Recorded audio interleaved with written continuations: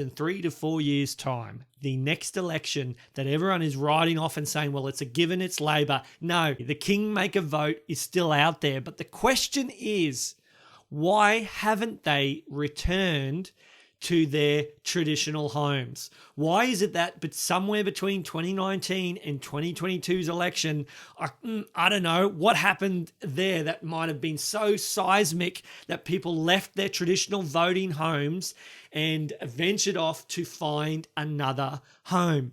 Great question. Let's jump into what happened between 2019 and 2021 and if 2022. And if you don't remember the seismic event that happened between the 2019 election and the 2022 election, then I want the phone number of your therapist. Very simply, the Australian political landscape had an earthquake because the politicians of the day at both state and national formed this national cabinet. All of them were in agreement about what legislative policies they were going to unify around in order to keep Australia safe.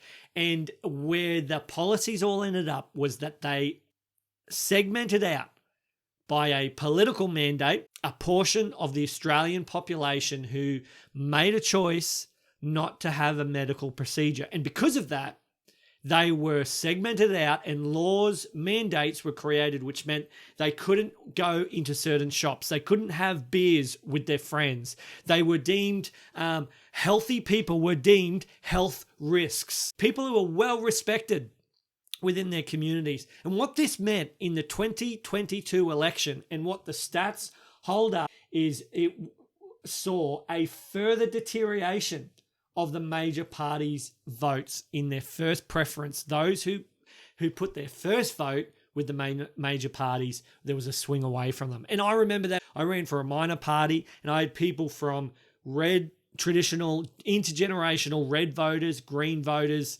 all the colours of the rainbow voters coming to my party to help my candidacy, to hand out my how to vote cards. Another trend, new demarcation of political lines for that election. And the point is that vote in 2022, what left those major parties was the king-making vote.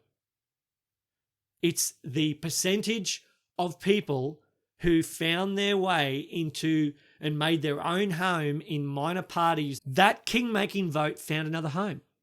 And they have not returned back to their original voting base. How do we know that? Well, because in 2025, we see the same 70-year trend has completely collapsed. It has not returned, though there has been some return back to the Labor Party. Not everyone has come home. The other typifying event of that COVID period was Scott Morrison, that seemed like the ultimate conservative candidate, was proven to be one of the most illiberal prime ministers that we've had, certainly in my lifetime, even though he had rhetoric of liberal conservative values. When the pressure was on, he crumbled and turned illiberal. And the quintessential moment of this is when 250,000 people, and that's a conservative estimate.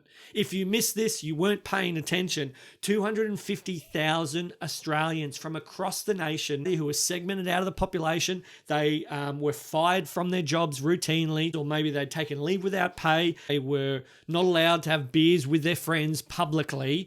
They got in the car, came from all over and arrived in Canberra with their own food and their petrols in the car, their camper vans, their RVs, their trucks, and they arrived onto the field in front of the Australian Parliament to ask the Prime Minister of Australia to vote for the bill that was being tabled in Parliament that would strike down all the mandates throughout the nation, because federal law is higher than state law.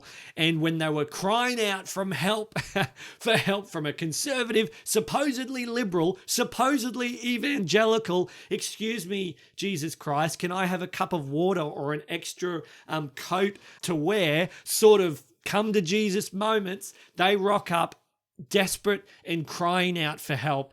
And the supposed liberal, conservative, evangelical Prime Minister rocked up on national TV and said, "Go home." Well, those people did go home, Scott Morrison, and the ALP, who were supportive of that decision and in state government control right throughout the nation. They did go home and they never returned to blue or red in the electoral cycle. Scott Morrison has a lot to answer for. However, looking forward, let's actually dig down into the further stats in the 2025 election.